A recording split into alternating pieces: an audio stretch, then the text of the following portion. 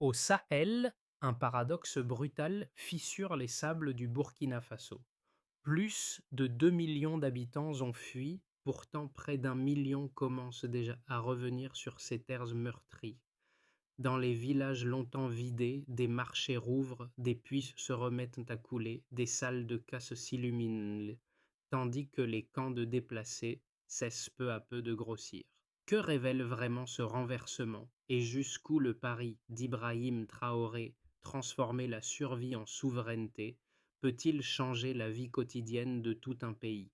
Derrière chaque porte rouverte se joue une question simple: combien de temps cette dignité retrouvée pourra-t-elle tenir? Ce récit ne promet ni miracle soudain ni renversement spectaculaire. Il propose une méthode pour comprendre comment un pays longtemps fracturé tente de transformer une survie précaire en stabilité durable. Dès les premières lignes, une promesse se dessine: suivre pas à pas la mécanique qui relie sécurité, retour des services essentiels et reconstruction économique dans un territoire où chaque décision peut changer le destin de milliers de personnes. L'intérêt majeur pour le lecteur tient dans une question de 10 à 12 mots: comprendre comment un État sahélien peut rebâtir sans dépendre uniquement de l'aide extérieure. L'enjeu est double. D'un côté, il s'agit de mesurer si la stratégie déployée dans les villages libérés permet réellement la réouverture des marchés, la remise en service des puits et la reprise des écoles. De l'autre, il faut saisir comment ce retour progressif à la normalité redéfinit la dignité de populations longtemps déracinées. Une microtension traverse donc tout le récit. Découvrir si cette trajectoire, amorcée dans la poussière du Sahel, peut tenir face aux chocs sécuritaires et climatiques qui menacent encore les marges du pays. La première révélation frappe comme une coupure nette. En 2020, 2022, près de 40% du territoire burkinabé échappait au contrôle de l'État. Et 3 ans plus tard, 28 bataillons rapides couvrent déjà le nord et le centre. Ce basculement, loin d'être un miracle, repose sur une série de décisions méthodiques où chaque kilomètre rouvert compte davantage qu'un discours. Lorsque Ibrahim Traoré prend le pouvoir en octobre 2022, le pays se trouve plongé dans une situation que beaucoup jugeaient irréversible: routes coupées, écoles vides, convois civils immobiles, forces armées dissociées en blocs concurrents. La phrase qu'il prononce alors, «Nous n'avons plus le luxe d'attendre», marque la rupture entre une gestion fragmentée et une stratégie de reconquête assumée. Dans les semaines suivantes, la transition s'installe, la priorité est explicite: reprendre le nord avant qu'il ne devienne définitivement hors d'atteinte. Dès le début de 2023, un schéma précis se met en place. Les bataillons d'intervention rapide, plus mobiles et reliés à des commandements locaux, avancent village après village, souvent dans des zones désertées où ne subsistent que des bâtiments calcinés et des puits hors service. Le premier objectif n'est pas de tenir militairement, mais de rendre les routes praticables pour les habitants et pour les équipes civiles. Là où les cartes étaient naturées de zones rouges, apparaissent désormais des corridors sécurisés par des patrouilles régulières. À chaque zone stabilisée succède une seconde vague. Techniciens pour réparer les forages, médiateurs chargés de renouer avec les autorités coutumières, police mobile pour ancrer la présence étatique. Cette articulation, frappée vite puis restée, devient la colonne vertébrale de toute la reconquête. Elle transforme des succès éphémères en routines vivables, puisque des écoles rouvrent, des marchés reprennent, des familles reviennent. Ainsi se construit le contexte réel. Non pas une guerre totale, mais une reconquête du quotidien, où la sécurité sert de socle à la dignité retrouvée. Le pays passe alors d'un territoire fracturé à un espace que l'on peut à nouveau parcourir, mesurer, habiter. Pour saisir ce qui change réellement sur le terrain, il faut suivre des visages. À Barcelogo, Aoua, institutrice revenue après 2 ans d'exil, ouvre chaque matin une salle de classe repeinte à la chaux. Lorsqu'elle pousse la porte, la lumière frappe les pupitres neufs, alignés avec une précision presque solennelle. Ce qui attire pourtant le regard des parents, ce n'est pas la peinture fraîche, mais le soldat posté à l'entrée, non pour surveiller, mais pour garantir que l'école ne refermera pas demain. Dans un pays où les fermetures successives avaient brisé des générations entières de scolarité, cette continuité vaut plus qu'un discours. Quelques kilomètres plus loin, Souleyman, ancien déplacé, remet en marche un atelier de réparation de motos, construit de briques et de brocs avec des tôles rouillées. Il raconte qu'autrefois, il fuyait chaque semaine. Aujourd'hui, il revient chaque matin à la même heure, un geste banal qui tient lieu de renaissance. Autour de lui, les femmes échangent du mil contre du savon, les enfants courent dans les allées du marché, et le bruit des moteurs remplace progressivement les échos d'une peur passée. Ces trajectoires individuelles ne sont pas des exceptions mises en scène. Elles sont la matière même de la reconstruction. Là où les observateurs étrangers parlent de militarisation, les habitants parlent simplement de protection. Ce renversement de perception révèle que la présence étatique, lorsqu'elle s'accompagne de services concrets, peut devenir un ancrage plutôt qu'une contrainte. Awa enseigne, Souleyman répare, les marchés bruissent, autant de signes que la normalité revient par accumulation de gestes minuscules. Le quotidien reconstruira ou défera tout. Tout commence un matin d'octobre 2022. La chaleur est lourde. Les routes sont coupées. Les écoles sont vides. L'armée est divisée. Le pays retient son souffle. Dans ce contexte, Ibrahim Traoré apparaît brièvement devant les caméras et lâche une phrase qui agit comme un déclic. Nous n'avons plus le luxe d'attendre. C'est l'instant d'activation, celui qui distingue l'immobilité d'une stratégie assumée. Le signal est donné, reprendre le nord, coûte que coûte, avant qu'il ne devienne un no man's land irréversible. Dans les jours suivants, la transition s'installe, les priorités se hiérarchisent, les axes routiers sont cartographiés, les besoins militaires sont ajustés, les zones les plus instables sont identifiées comme points d'entrée. La logique est simple: frapper vite pour desserrer l'étau, puis stabiliser assez longtemps pour permettre le retour des civils. Aucun ornement diplomatique, aucun détour technocratique. La manœuvre doit être lisible, efficace, répétable. Le premier mouvement tactique apparaît fin 2022. Les bataillons d'intervention rapide prennent forme.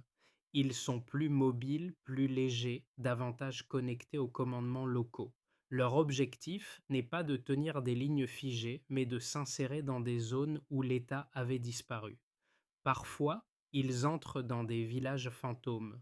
Parfois, ils ne trouvent que des murs calcinés. Chaque avancée demande de sécuriser des pistes dégradées, de neutraliser des points de blocage, d'ouvrir un corridor. Rien n'est spectaculaire, tout est fonctionnel. L'aube de 2023 marque l'accélération. Des villages du Sahel occidental sont repris l'un après l'autre. Les habitants observent d'abord à distance. Ils reviennent ensuite par petits groupes. Les équipes civiles arrivent juste derrière. Elles inspectent les puits. Elles réparent les forages. Elles rétablissent les premiers services administratifs. La méthode n'a rien d'un slogan. Sécuriser, réinstaller, ancrer. La dynamique se renforce parce qu'elle est prévisible. Le climax intervient au printemps 2023. Des convois humanitaires franchissent pour la première fois depuis des mois des zones autrefois classées rouges. Les familles reviennent par centaines. Les premières écoles rouvrent. On voit des groupes d'enfants chanter sous des manguiers qui bordent les cours. Le président de transition, Ibrahim Traoré, multiplie alors les visites discrètes. Il évite les opérations médiatiques. Il veut ancrer un principe. Un territoire libéré ne doit pas seulement être sécurisé, il doit être vécu. L'été 2020, l'été 2024 rappellent toutefois la fragilité du processus. Des attaques réapparaissent près des frontières du Niger et du Mali. Les observateurs craignent d'un retour en arrière. Les habitants redoutent une rechute. Le dispositif réagit rapidement. Les patrouilles sont renforcées. Les points sensibles sont consolidés. Les équipes civiles restent sur place. Cette décision surprend certains partenaires extérieurs. Elle rassure les villages concernés. L'État n'abandonne plus les marges. Les retombées se lisent dans la vie quotidienne. Les commerçants rouvrent des routes entre Ouaïgouya et Dori. Les radios locales recommencent à émettre. Les marchés hebdomadaires se réinstallent. Les enfants reprennent des habitudes scolaires. Les zones jadis silencieuses retrouvent un rythme. Peu de discours peuvent rivaliser avec ces signes discrets. Un pays cesse de fuir et recommence à respirer. Au terme de cette séquence, une évidence se dessine. La chronologie vaut plus que les symboles. La stabilité avance par étapes courtes mais tenaces. Le contraste est net. Avant 2023, l'agro-pastoral n'était qu'un secteur sous-financé. Entre 2020 et 2025, il absorbe 1 milliard de dollars d'investissements nationaux. Cette somme représente un basculement stratégique majeur. Elle signale qu'un pays longtemps dépendant de l'aide choisit désormais de financer sa propre sécurité alimentaire. Chaque dollar investi suit un principe simple: renforcer 8 filières essentielles: riz, maïs, viande, volaille, pêche, blé, tubercules et mangue. Ce premier chiffre raconte une volonté politique. Il décrit un gouvernement qui, sous l'impulsion d'Ibrahim Traoré, tente de nourrir sa population par ses propres moyens plutôt que d'attendre les cargaisons extérieures. Sa logique reste pragmatique: diversifier les productions, stabiliser les récoltes, réduire les vulnérabilités. Pour de nombreux paysans, cet investissement n'a rien d'abstrait. Il se traduit par des semences locales mieux adaptées, des outils qui circulent entre villages, des canaux d'irrigation réparés après des années d'abandon. Le deuxième chiffre s'ancre dans le terrain: 28 bataillons rapides opèrent désormais dans le nord et le centre. Chaque unité couvre environ 200 km, assurant mobilité, présence et accompagnement civil. Cette répartition crée une grille de sécurité qui n'existait pas auparavant. Elle transforme des zones autrefois incontrôlées en espaces où l'on peut de nouveau circuler, négocier, cultiver. Ces bataillons ne sont pas conçus pour occuper, mais pour stabiliser. Ils escortent les forages, protègent les marchés, sécurisent les pistes pour les convois humanitaires. Leur mission dépasse la logique militaire classique: permettre aux familles de rentrer et d'y rester. Leur efficacité se mesure à un autre résultat: environ 1 million de déplacés ont déjà regagné leur village. Ce retour massif n'est pas un simple mouvement social. Il constitue un indicateur de confiance. Les habitants reviennent lorsqu'ils jugent les routes sûres, les puits accessibles, les écoles fonctionnelles. Dans les reportages locaux, cette normalité retrouvée apparaît presque comme un soulagement collectif, visible dans les marchés ressuscités et les salles de classe repeintes. Le troisième chiffre renvoie au cœur du projet: puissance 12% de production vivrière entre 2024 et 2025. Ce pourcentage paraît modeste, mais il représente des centaines de milliers de tonnes de mil, de maïs et de haricots sortis des greniers locaux. Chaque point gagné signale une amélioration du quotidien. La hausse reflète l'effet combiné des semences locales, de l'eau retrouvée, de la sécurité relative. Cette progression est cruciale. Elle indique qu'un pays peut cesser de dépendre presque entièrement de l'importation pour nourrir sa population. Il s'agit moins d'un exploit agricole que d'un symbole politique assumé par Ibrahim Traoré: relier souveraineté et travail du sol. La correspondance entre ces trois chiffres n'est pas un hasard. Ils forment une chaîne logique. Sécurité, retour des populations, reprise des productions. Une chaîne qui, si elle se maintient, pourrait transformer un territoire longtemps décrit à travers ces crises en un espace capable de soutenir sa propre stabilité. Ainsi, le Burkina Faso avance moins par slogan que par données vérifiables. Un pays se reconstruit lorsqu'il peut mesurer son propre progrès. Le premier argument critique s'appuie sur une inquiétude économique largement relayée par les partenaires extérieurs. Selon cette ligne, réduire l'aide internationale revient à affaiblir un pays déjà vulnérable. Les détracteurs soulignent que les zones rurales dépendent depuis longtemps de l'expertise technique fournie par les ONG. Diminuer ces flux pourrait ralentir la croissance, fragiliser les programmes alimentaires et accentuer l'isolement diplomatique. Ils rappellent également que les crises sahéliennes sont interdépendantes et qu'un État ne peut en affronter la complexité sans un soutien massif, constant et coordonné. Dans cette perspective, la stratégie actuelle semble risquée car elle substitue à un filet de sécurité extérieur un pari sur des structures internes encore jeunes. Le second argument porte sur la perception du projet politique. Pour plusieurs observateurs occidentaux, la volonté de contrôler localement les ressources et les programmes traduit un repli nationaliste susceptible d'entraver les coopérations régionales. Ils craignent que cette orientation n'alimente une méfiance mutuelle, réduise les échanges de compétences et freine les initiatives transfrontalières, pourtant essentielles dans le Sahel. La critique suggère qu'un pays seul, même déterminé, ne peut répondre durablement aux chocs sécuritaires et climatiques sans une forme d'intégration plus forte. Face à ces deux arguments cohérents, la défense du modèle repose sur des données issues du terrain. Depuis 2022, la dépendance n'a pas disparu, mais elle a changé de nature. L'aide humanitaire ne descend plus systématiquement sous forme de cargaisons importées, car le Programme alimentaire mondial achète désormais directement aux coopératives burkinabées. Cette inversion du flux crée un effet double. Elle valorise la production locale et transforme les agriculteurs en fournisseurs plutôt qu'en bénéficiaires passifs. Elle réinsère aussi les villages dans un circuit économique mesurable, où chaque récolte nourrit autant la population que les mécanismes de stabilisation. L'argument central de la défense n'est donc pas idéologique, il est fonctionnel. Un pays renforce son autonomie lorsqu'il peut compter ce qu'il produit, vendre ce qu'il cultive et ancrer les retours par un tissu économique réel.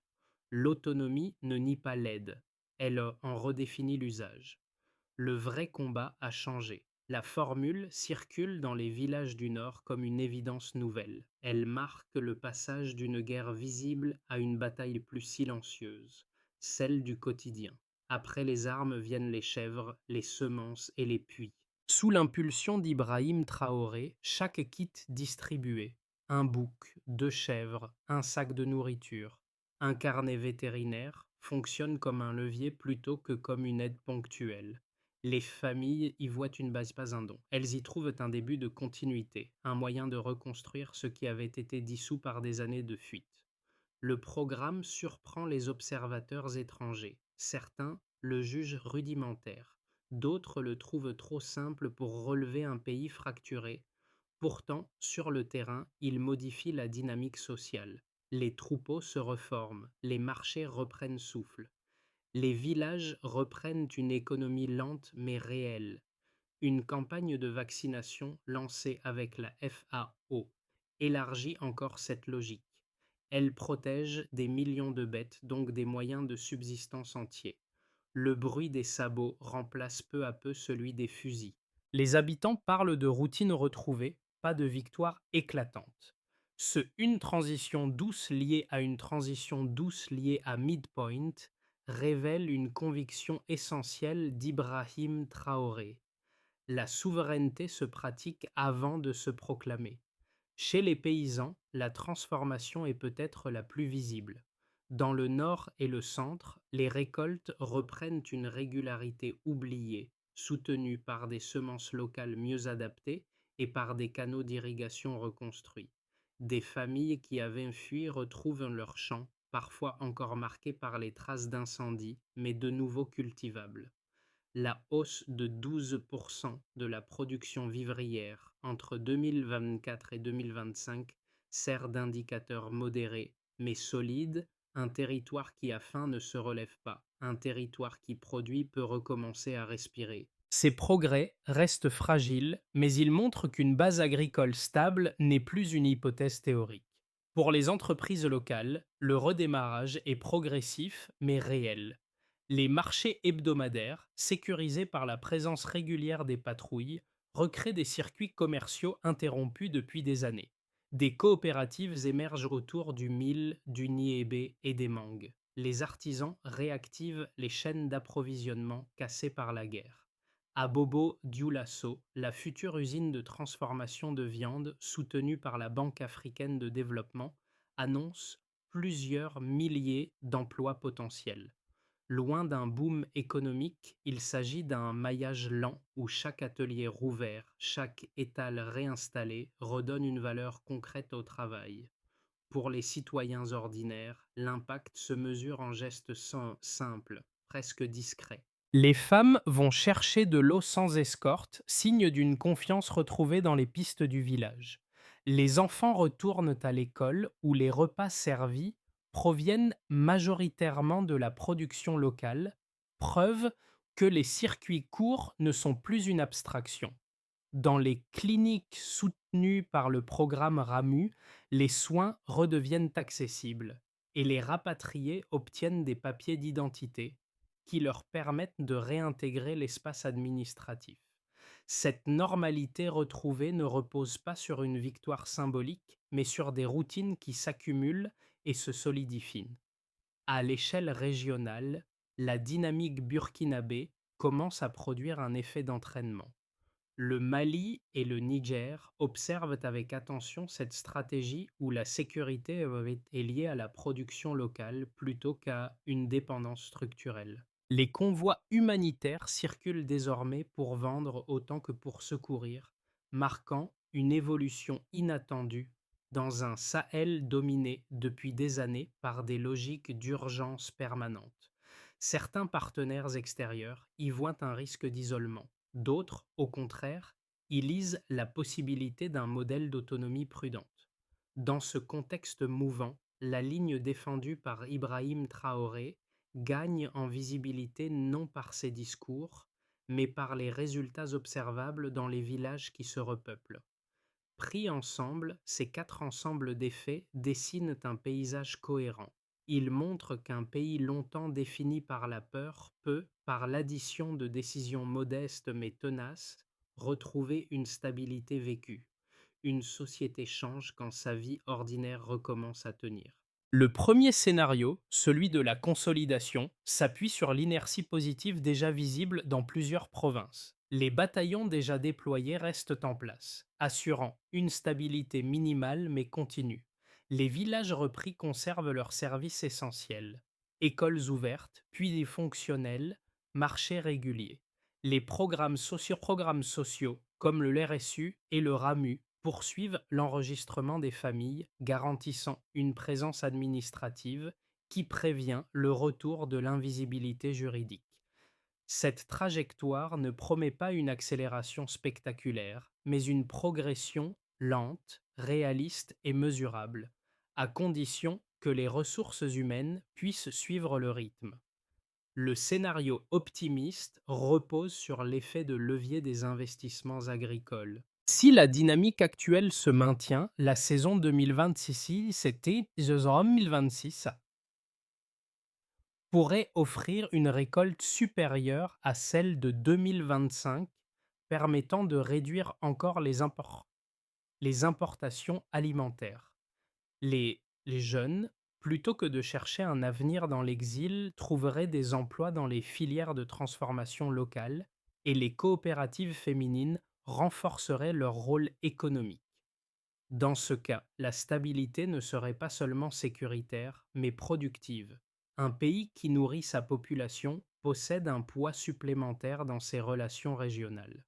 Cette trajectoire suggère un Burkina Faso capable de redéfinir ses équilibres sans rompre avec son environnement. Le scénario de fatigue, enfin, reste plausible. Les tensions climatiques pourraient altérer les récoltes. Les attaques frontalières pourraient compliquer la circulation. Les marchés pourraient ralentir. Dans cette configuration, les programmes sociaux risquent de s'essouffler faute de soutien financier suffisant. L'enjeu ne serait pas l'effondrement immédiat, mais l'érosion progressive de la confiance acquise depuis 2022. Les habitants, après un retour fragile, pourraient hésiter à rester si les signes de stabilité venaient à s'affaiblir. Rien n'indique un basculement soudain, mais la lassitude sociale demeure un facteur à surveiller. Ces trois, ces trois trajectoires ne disent pas l'avenir. Elles éclairent trois façons de le penser. La recommandation n'est donc pas d'anticiper, mais de raisonner en termes de conditions. Stabilité des routes, continuité des services, cohérence entre sécurité et économie.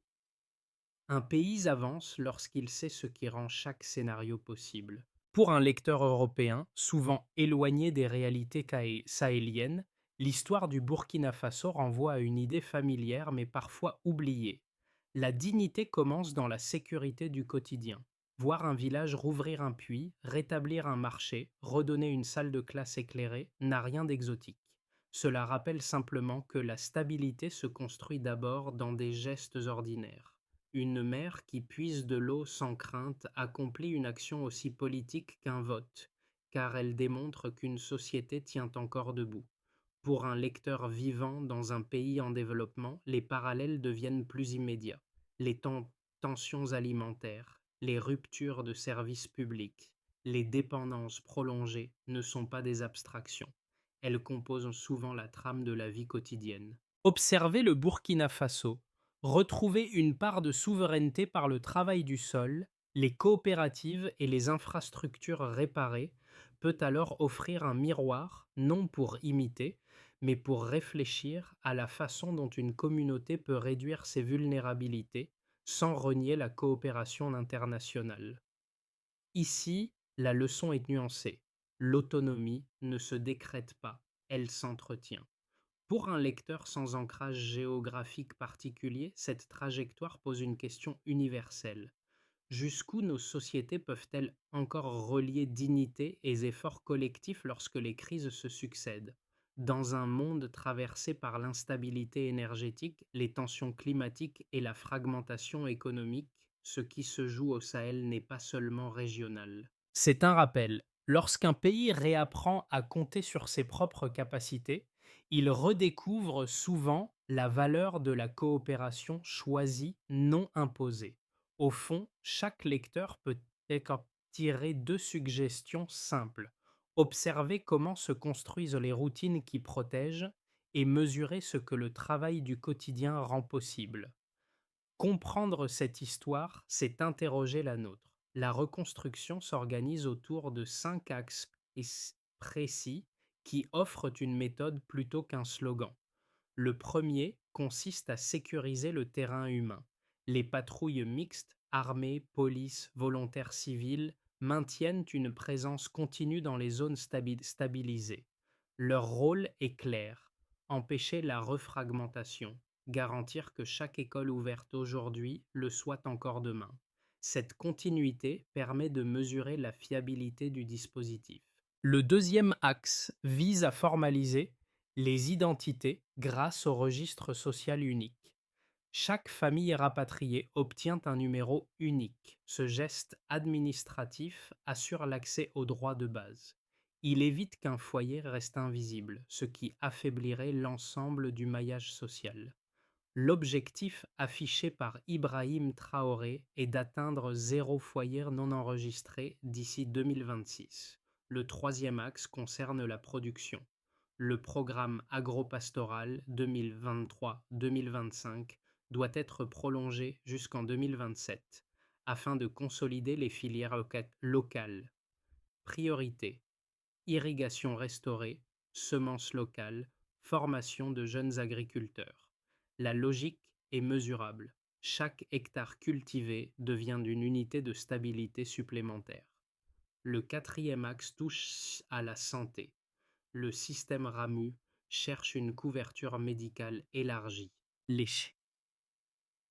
cliniques mobiles parcourent les zones éloignées et doivent atteindre 80% du territoire en 12 mois. Ces déplacements forment un indicateur clair. Plus le rayon couvert augmente, plus la cohésion sociale progresse. Le cinquième axe porte sur la gouvernance. Les communes doivent publier des bilans trimestriels pour renforcer la redevabilité. Cette exigence suit la conviction d'Ibrahim Traoré. Un État se reconstruit par les résultats visibles, non par les déclarations. Pris ensemble, ces 5 axes composent une discipline quotidienne.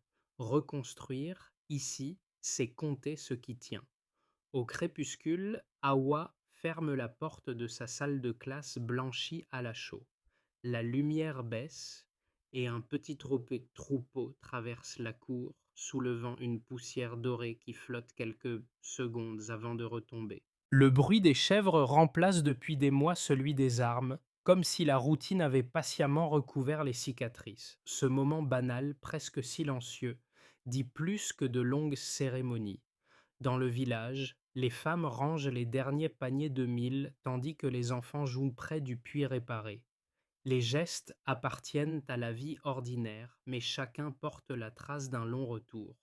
Souleyman, dans son atelier de tôle, ajuste une pièce de moteur avant de fermer son rideau. À travers ces scènes, on mesure ce que signifie la stabilité, une possibilité de recommencer sans craindre que tout s'effondre demain. Cette respiration collective n'efface pas les défis, elle rappelle plutôt la conviction portée par Ibrahim Traoré: la dignité renaît dans les habitudes qui durent. Elle montre qu'un pays brisé peut se reconstruire non par des proclamations, mais par des pratiques quotidiennes, tenues avec constance. La paix tient dans les gestes répétés. Dans ce coin de Sahel où la poussière recommence à trembler sous les pas des enfants, une idée simple se dégage. La stabilité ne se proclame pas, elle se cultive. L'histoire qui traverse le Burkina Faso montre comment un pays peut réapprendre à tenir debout en renouant avec ses gestes essentiels. Un puits réparé, une salle de classe ouverte, un marché qui respire à nouveau. Ces images ne cherchent pas à convaincre, elles proposent un miroir. Elles rappellent que partout, même loin des grandes crises sahéliennes, nos sociétés dépendent des mêmes fondations: le travail patient, l'effort partagé, la capacité à reconstruire malgré les ruptures. Ce qui se joue ici n'est pas un modèle exportable, mais une invitation à observer ce que la dignité quotidienne peut produire quand une communauté décide de s'y accrocher. À présent, la question dépasse les frontières du Burkina Faso et rejoint chacun. Qu'attendons-nous pour examiner ce que nous pourrions, nous aussi, recommencer?